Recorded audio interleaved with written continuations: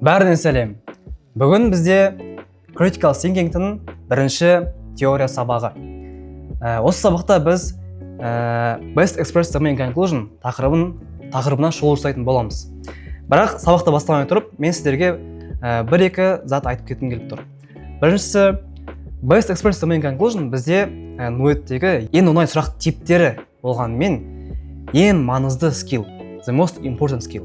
Неліктен? Себебі барлық келесі сұрақтар типтарында, мысалы flow, assumption, strengths and weakness және басқа сұрақтарда бізде бірінші именно осы conclusion'ды табу керек болады.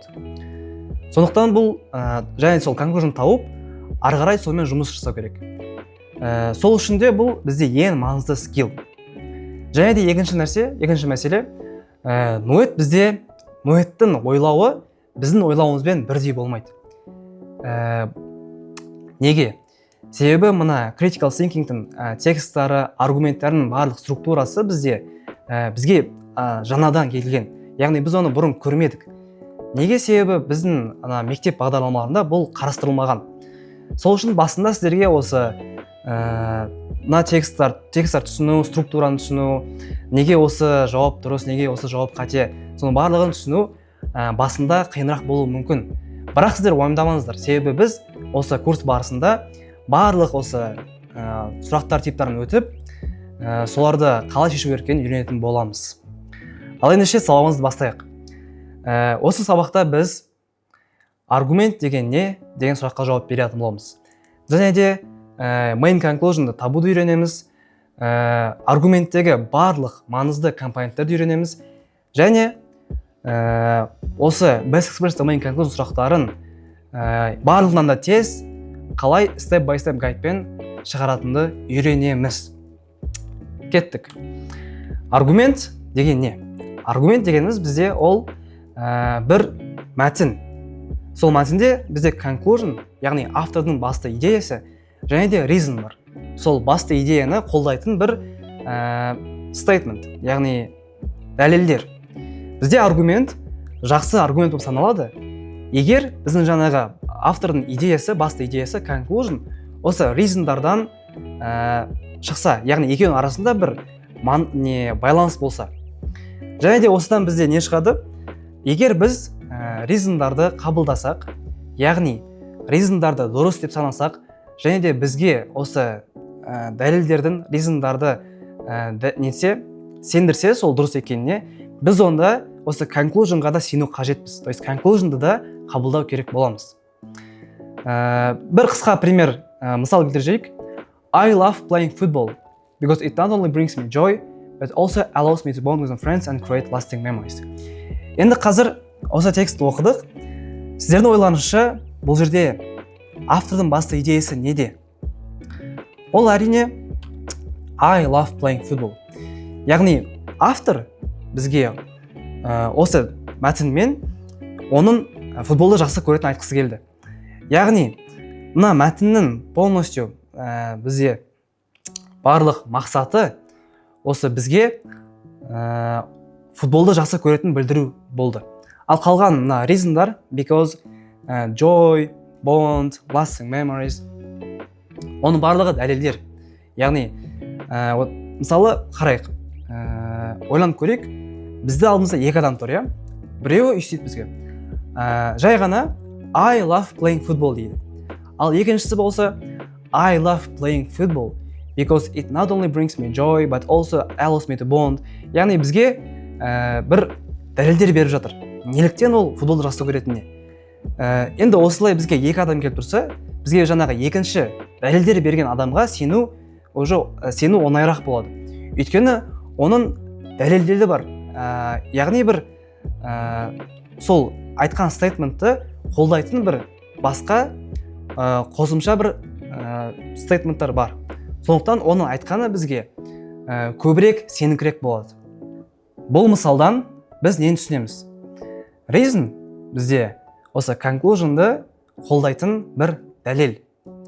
Және де ол неліктен деген сұраққа жауап береді. Неліктен біз conclusion'ға сену керекпіз? Сол сұраққа жауап беретін бізде компонент ол reason. Одан бөлек бізде premise деген тоже бір компонент бар. Ол көбінесе бір қосымша ақпарат болып келеді. Және де introduction ретінде келеді, яғни бастапқы бір statement. Сол premise арқылы біз осы мәтін не жайлы екенін және де conclusion не жайлы екенін біле аламыз.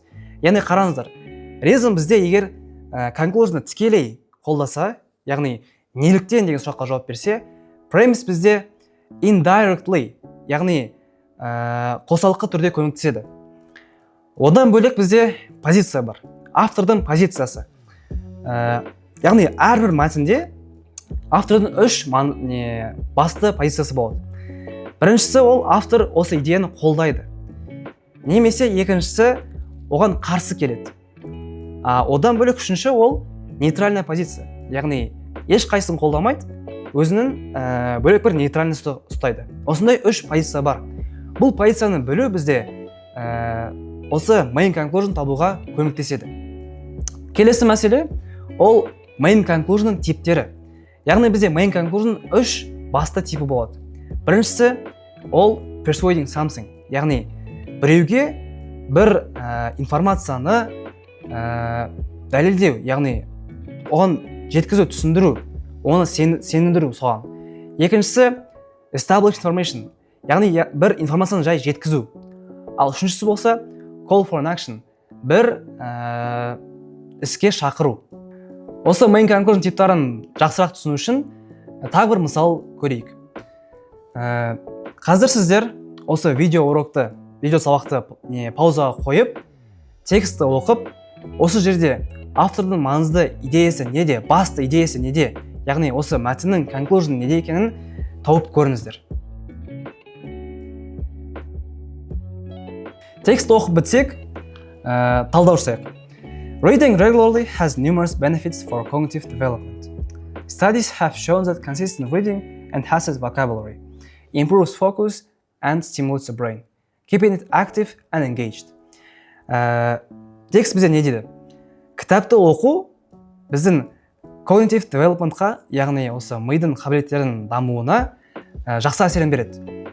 Бізде осы studies, бір зерттеулер кітаптың біздің сөздік қорымызға, фокусқа және де миымыздың активностына, яғни іске асыруына бір жақсы әсерін береді дейді. Keeping it active and engaged.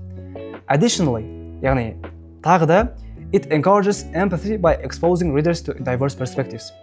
Яғни осы кітап оқу бізде сөздік қорға, фокусқа, миымыздың жұмыс жасауына және де эмпатияға көмектеседі. Сол үшін, given these benefits, it is important for individuals to dedicate time to reading each day, to foster both intellectual and emotional growth.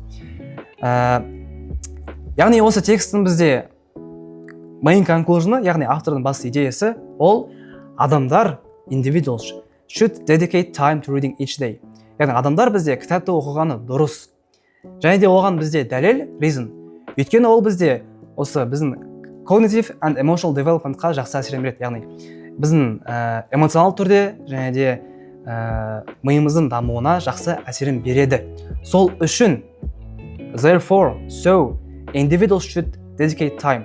Яғни қараңыздар, бізде reason, бұл жерде неліктен, why this conclusion is true деген сұраққа жауап береді. Байқасаңыздар, бұл conclusion'ның бізде несі? Типі ол call for an action. Яғни бізді бір іске шақырып тұр.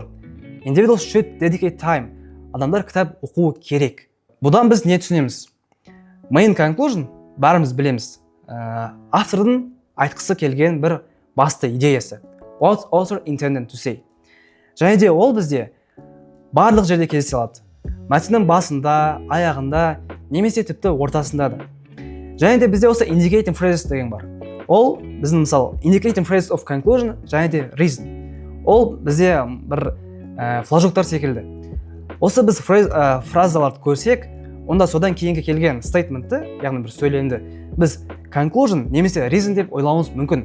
Но бұл жерде бір маңызды мәселе, бұл indicating phrases бізде ешқандай гарантия бермейді. Яғни indicating phrasesті көре салып, біз міне осы conclusion немесе міне осы reason деп айта алмаймыз. Бірақ бұл фразалар бізде кездессе, онда сол statement бізде conclusion болуы мүмкін деген ой келуі керек. Ондай фразалар бізде conclusionда therefore, so, немесе should. Should, егер естеріңізде болса, жаңағы біздің мысалда individuals should dedicate, яғни адамдар кітапқа көңіл бөлу, уақыт бөлу керек деген should сөзі қолданылды. Бұл бізде indicating phrase of conclusion. Сол секілді бізде indicators of reason бар. Because, since, және де басқалай. Бұл reason, осы сөздерді көрсек, біз де жаңағы түсіне аламыз. Бұл сөздерден кейін бір reason кездесуі мүмкін. Келесі мәселе бізде pyramid of argument, яғни аргументтің пирамидасы, яғни олар бір структура. Осы арқылы бізде барлық аргумент жұмыс жасайды. Ең астында бізде reason және де premise. Одан кейін intermediate conclusion. Яғни бұлар жаңағы пирамида өскен сайын бізде басты идеяға келе жатады. Және ең соңында main conclusion. Яғни бұл нені білдіреді? Барлық аргумент бізде, сол барлық мәтін, барлық информация бізде ең соңында бір идеяға алып келу керек. Main conclusionға, ең төбесіне тұрады. Барлығы осы біздің информация беріп, дәлелдеп, бізге сеніңкіреп, осылай жаңағы main conclusion алып келеді. Бірақ негізінде мына intermediate conclusion деген ол көбінесе кездеспейді. Шамамен 90% осы случайларда бізде intermediate conclusion келмейді. Бірақ кейбір кездерде осы intermediate conclusion келіп қалуы мүмкін. Сол кезде бізде мәселе осы main conclusion мен intermediate conclusion арасын ажырата білу. Яғни мәтінде бізде сол кезде уже екі conclusion болады. Солардан біз табу керекпіз. Қайсысы main conclusion? Себебі сұрақта бізде именно осы main conclusion сұрап тұр. Түсіну үшін бір мысал келтірейік. More than 70% of elders often face challenges with physically demanding tasks and may not always be suited for intense mental work. Көптеген осы үлкен адамдар бізде бір физикалық жұмыстарға келу мүмкін, оларға қиын болуы мүмкін. Және де may not always be suited for intense mental work.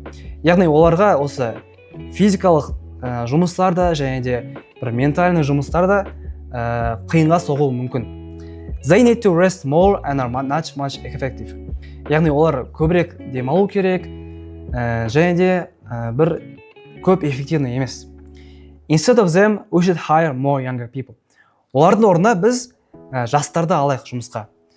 Себебі they have more energy and do not require much more control. Because бізде осы indicator of reason, неліктен біз жастарды алу керекпіз деген сұраққа жауап береді. Сонда бізде осы мәтіннің conclusion'ы we should hire more younger people. Should all indicating phrase of conclusion, ал because indicator phrases of reason. Неліктен біз жастарды алу керекпіз? Себебі оларда энергия көбірек және де қарт адамдар секілді бір көп бақылау керек емес. Егер бізде текст мәтін тек осындай болса, онда біз сразу біле аламыз, что conclusion we should hire more younger people. Бірақ давайте біз осы текст бұнымен бітпеді деп ойлайық. Бізде тағы бір мәтін сөйлем бар, соңғы сөйлем. Therefore, managers of our company need to focus on advertising more in areas with a large population of younger individuals. Мына жерде енді қараңыздар. Бізде осы соңғы сөйлем қосылғанда уже екі conclusion пайда болды. Біріншісі, we should hire more younger people, ал екіншісі, therefore, managers of our company need to focus on advertising more. Енді біз осындай кездерде бір білу керекпіз. Қайсы main conclusion, ал қайсы intermediate conclusion. Дұрыс жауап бере алу үшін. Осы сұраққа жауап беру үшін бізге because test көмектеседі. Because test деген ол reason'ның свойствосына байланысты жасалынған. Яғни reason бізде неліктен деген сұраққа жауап береді ғой. Неліктен біз осы conclusionға сену керекпіз? Мысалы, осындай болады. Conclusion беріледі because reason. Яғни conclusion дұрыс, себебі осындай reason бар деген секілді. Біз сол структураны осы екеуінің арасында қайсы main conclusion екенін табу үшін қолданамыз. Неліктен мына because test бізде екі стейтмент арасында қайсы main conclusion екенін көмектеседі? егер екеуі де conclusion болса да, мысалы мына жерде біреу қазір intermediate conclusion, екіншісі main conclusion. Себебі бізде intermediate conclusion өзі бөлек бір conclusion болса да, яғни бір автордың идеясы болса да, ол өзі жеке main conclusionға тоже support береді. Conclusion, яғни уже main conclusionның reason секілді болады. Даже егер ол жаңағы intermediate conclusion өзінің reasondары болса да. Яғни мына структурадағыдай reasonдар бар. Ол reasonдар бізде intermediate conclusionға қолдау көрсетеді. Ал этот intermediate conclusion ол өзі жеке main conclusion қолдау көрсетеді. Яғни main conclusionның басты себебі ол intermediate conclusion. Осыны біз қолданып, жаңа because тестті қолданып, осы екі стейттің арасындағы қайсы main conclusion екенін таба аламыз. Біріншісі, we should hire more younger people. Екіншісі болса, managers of our company need to focus on advertising more in areas with a larger population of younger individuals. Енді екі, мына неге қойық структураға. Мысалы, A because B. We should hire more younger people because managers of our company need to focus on advertising more in areas with a larger population of younger individuals. Қараңыздар, енді мына жерде былай болып тұр идея. Біз жастарды жалдау керекпіз. Себебі мына менеджерлар, біздің компанияның менеджерлары өзінің жаңағы біз рекламаларды, жарнамаларды жас адамдар көбірек тұратын эрияларға жасау керек. Яғни бір reason мен conclusion арасындағы бір байланыс жоқ бұл жерде. Reason бізде неліктен conclusion дұрыс дегенге сұраққа жауап беру керек қой. Неліктен біз адамдарды жалдау керекпіз? Себебі менеджерлар бізде осы рекламаны жастарға жасау керек деген бола ма? Яғни бір осы жерде бір логика жоқ. Енді екінші вариантты көрейік. B because A.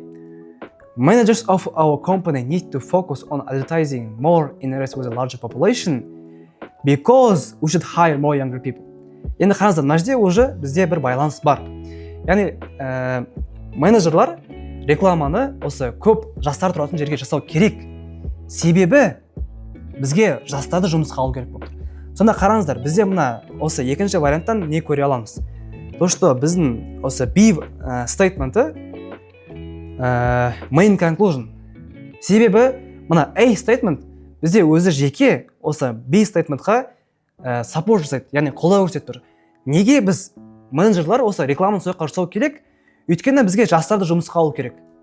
Болды, осылай біз солай. Because тест арқылы осы екеуінің арасында қайсы main conclusion екенін біле аламыз. Бізде сонда жауап осы B варианты main conclusion болады. Яғни мына тексттағы ең соңғы сөйлем. Келесі маңызды нәрсе, ол бізде осы мәтіндерді оқыған кездегі біздің нені істеу керекпіз және де нені істемеу керекпіз деген заттар. Мысалы қараңыздар, біз осыған дейін осы main conclusion қалай табу керекенін талдап жатырық. Және де егер байқасаңыздар, бізде бір барлық случайға жұмыс жасайтын техника жоқ.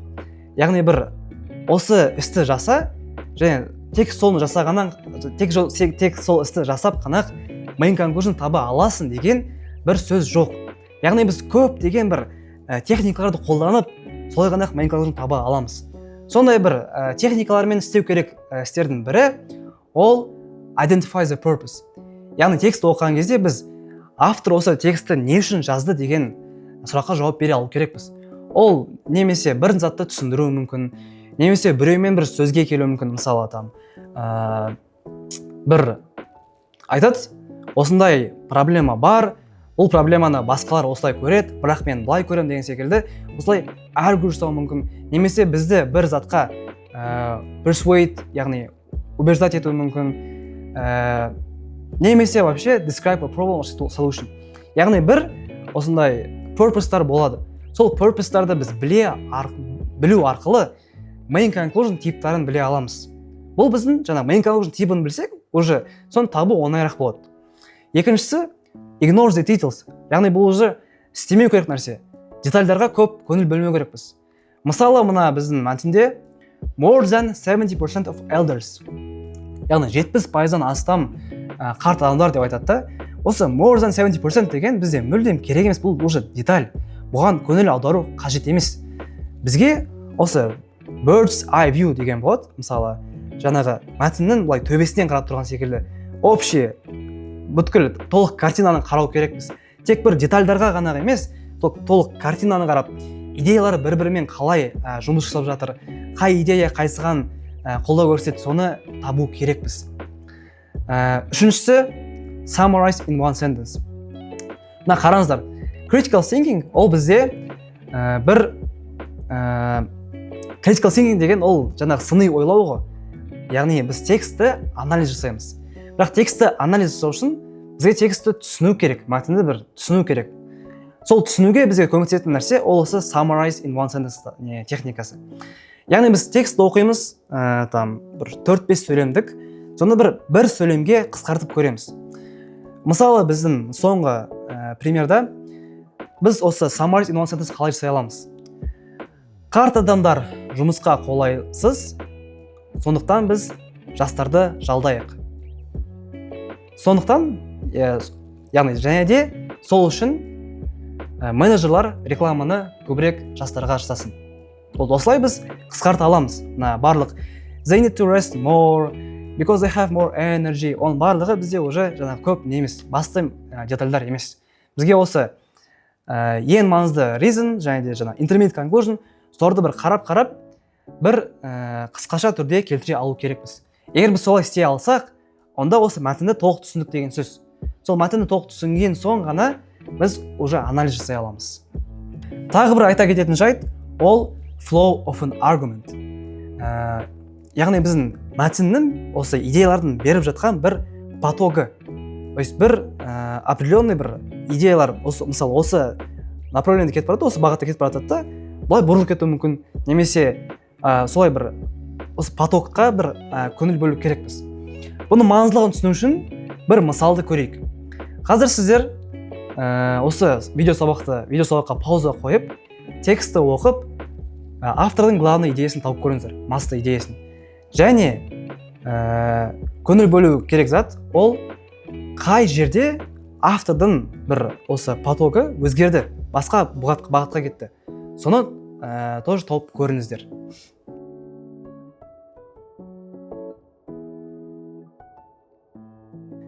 Егер тауып бітсеңіздер, осы мәтінді бір талдау жасап жүрейік. Мына жерде қарап тұрсаңыздар, however деген сөз кездеседі. Яғни бірақ. Бұл жерде автор неге бұл сөзді қолданды? Мәтіннің бірінші сөйлемінде бізде басында осы social медианың плюстарын айтады. Яғни social media бізде effective way to stay connected. Яғни оның бенефиттарын айтып жатыр. Осы кезде біз ойлауымыз мүмкінбіз. Мүмкін автордың conclusion осы social медианы жақтау болуы мүмкін деген секілді. Яғни автор бізде supporting позицияда деп ойлауымыз мүмкінбіз. Бірақ бізде мына жерде however деген сөз келіп тұр. Алайда, while social media facilitates connection, it also has significant drawbacks. Мына жерде қараңыздар. Бізде автор бір идеяны айтып келе жатады да, бірақ оның минустары бар дейді. Бұл жерден біз не біле аламыз? То, что автор осы автор осы идеяға қарсы келіп тұр. Яғни уже opposing position. Және де негізі мына жерде премиста, мысалы бірінші сөйлем, many people believe that social media is an effective way дегенде осы many people believe деген сөзді қолданудың мақсатын біле аламыз. Себебі қараңыздар, автор айтады many people believe, яғни көп адамдар ойлайды дейді, сенеді. Біз осы many people дегеннен ой келуі мүмкін. Мүмкін автор осы many people деген адамдардың санатына кірмейді. Мүмкін оның идеясы, оның ойы басқа жақта. Ал біз білеміз, что ол автордың ойы деген ол conclusion. Содан біле аламыз, что conclusion бізде уже social медианың минустары жайлы болуы мүмкін. Және де дәл солай, therefore, despite its convenience, social media use should be limited to prevent negative mental health effects. Сонда бізде conclusion, яғни басты идея, ол social media бізде қолайлы болса да, оған біз лимит қою керекпіз. Өйткені оның өзінің минустары бар. Сонымен біз осы сабақта аргумент деген не, main conclusionның қандай типтары бар, indicating phrase деген не, pyramid of an argument, яғни аргументтің пирамидасы, because test деген не деген сұрақтарға жауап бере алдық, және де соларды білдік. Енді қазір сіздер осы видеоны қазір қайтадан басына барып, қолдарыңызға дәптер, қағаз, ручка алып, видеоны қайтадан көріп, конспект жазыңыздар. Неліктен? Себебі мына біздің видео сабақта көптеген теория айтылды. Сіздер басында ең бірінші көрген кезде бұны бір маңызды моменттарда түсінбей қалуы мүмкінсіздер, немесе бір өткізіп алуы мүмкінсіздер. Сондықтан сіздер бір рет көріп шыққаннан кейін уже сіздер примерно информацияны білесіздер, және сіздердің миларыңыз сол информацияны қабылдауға дайын. Сіздер қайтадан көресіздер де конспект жазасыздар. Конспект жазу уже сол кезде оңайырақ болады. Ең бірінші көрген кезде сразу конспект жазу қатты тиімді емес. Себебі ол кезде сіздердің миларыңыздың бір бөлігі жаңа конспект жазуға ғана көңіл бөлетін болады. Тақырыпты түсінуге емес. Сондықтан қазір видеоның басына барыңыздар, конспект жазып, осы қайтадан бір көріп шығыңыздар. Тек содан кейін ғана келесі осы видео сабақтың бөлігі практикаға көшеміз. Яғни сол видео сабақта біз осы Best Express Domain Conclusion 2 Nuettің пробный тесттарынан сұрағына толық разбор жасайтын боламыз. Осы видео сабақты соңына дейін көргендеріңізге рахмет. Ең бастысы, еш мәтіндерден қорықпай, қателік жасаудан қорықпай, осы әрқашанда сабақты дұрыс оқуды ұмытпаңыздар. Келесі видео сабақтарда көріскенше.